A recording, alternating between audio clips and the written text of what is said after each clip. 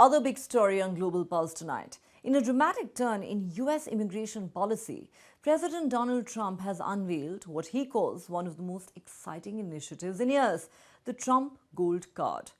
Announced earlier this year and formally launched this week, the Gold Card offers a fast-tracked US visa for wealthy foreigners willing to invest at least $1 million into the United States. In Trump's words, posted across his social media channels, the card provides a direct path to citizenship for all qualified and vetted people. So exciting, he said, adding that it would allow our great American companies to retain crucial global talent. The program is formally described as granting visas to individuals who can demonstrate they will bring substantial benefit to the US, whether economically, technologically, or strategically. In essence, the Gold Card serves as a new elite tier of immigration aimed squarely at high net worth individuals at a time when the US government is simultaneously tightening broader immigration rules. While Washington has increased controls on traditional immigration pathways, this new program opens a premium lane, but only for those with the means to afford it. This duality, a crackdown on scores of immigrants, but a golden invitation to the wealthy, is already sparking political debate. But beyond the politics, the launch of the Gold Card raises an important question. How does this new visa differ from the long-established Green Card? And what does the distinction mean for people hoping to live and work in America? Officially known as lawful permanent residency, a green card gives non-citizens the right to live and work anywhere in the United States indefinitely, to change jobs freely, to start a business, and to put down permanent roots. Green card holders can sponsor certain relatives, travel with fewer restrictions, and eventually apply for US citizenship, though only after meeting strict residency and eligibility rules. A green card is generally based on family ties, employment, sponsorship, refugee status, or the annual diversity visa lottery. It is designed to offer permanent stability, not a transactional exchange. The Gold Card, on the other hand, operates on a completely different foundation. Its defining feature is money. Unlike most green card pathways, the Gold Card is explicitly reserved for those who can invest at least $1 million and prove that their presence will generate significant benefits for the US. Where a green card often involves lengthy waiting lines, backlogs, interviews, and years-long processing, the Gold Card promises fast tracking, a premium lane designed to move applicants through the system far more quickly than traditional visa categories. And as Trump emphasized, the Gold Card provides what he describes as a direct path to citizenship for those who qualify, bypassing many of the hurdles that regular immigrants must overcome. There's another major difference. The Green Card is intended to integrate individuals into American society, families, workers, and long-term residents. The Gold Card is crafted to attract wealth, investment, and elite talent. It is, in effect, an immigration policy with a business model. Those who can pay and contribute at scale get priority. The vetting processes also differ. Green cards involve standard background checks, but eligibility depends primarily on category quotas and sponsorship rules.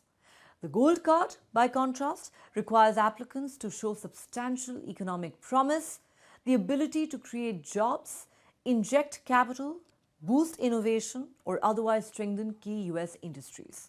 It's not a humanitarian or family-based pathway. It's a transactional one. There's also a symbolic difference. A green card has long been viewed as a milestone for immigrants seeking to build a long-term life in the United States, a hard-earned marker of belonging. The Gold Card, meanwhile, is positioned as a premium, almost luxury route, an immigration product aimed at a global elite who might otherwise choose Canada, the UK, Singapore, or the UAE, all of which run their own investor visa programs. This new program also aligns with Trump's repeated calls to boost American companies with the best talent in the world. In his promotional messaging, he frames the Gold Card not merely as an immigration tool, but as a competitive advantage, arguing that the US must be able to attract innovators, founders, and investors if it wants to maintain its global edge. Yet, the timing is interesting. The initiative arrives precisely as the broader immigration environment grows more restrictive, with Washington accelerating deportations, tightening asylum rules, and reducing pathways for low-income migrants. Supporters argue that the gold card could bring billions into the US economy. Critics say it creates a two-tiered system, closing the door to many while rolling out a red carpet for a wealthy few. Whether it achieves its objectives will only be known in the years to come. But for now, one thing is clear. With the gold card, Donald Trump has introduced a bold, controversial, and high-stakes new chapter in the story of American immigration. Very excitingly for me and for the country, we've just launched the Trump Gold Card. It was about 30 minutes from now. The site goes up, and all funds go to the United States government. Could be a tremendous amount of money. It'll also be able to have people like this keep, as an example, just one example, there are a lot of examples, people just buying them. It's somewhat like a green card, but with big advantages over a green card. And companies are going to be able to go to the Wharton School of Finance, the Stern Business School, Harvard, MIT, wherever you may get your students, any school, and you're able to buy a card and keep that person in the United States, actually, so there's certainty, because I've heard from Tim Cook of Apple, and I've heard from a lot of people, some of the people at this table, that essentially in the United States you can't keep the student. You can't hire people from the best colleges because you don't know whether or not you can keep the person. They come and have the people get out. They throw the person out of the country. You graduate number one from your college, and there's no way of guaranteeing, I guess you could say, there's no way of guaranteeing that they're able to stay in the country. So for an individual, it's $1 million, and for a corporation, it's $2 million. And as the president said, for a corporation, they spend $2 million.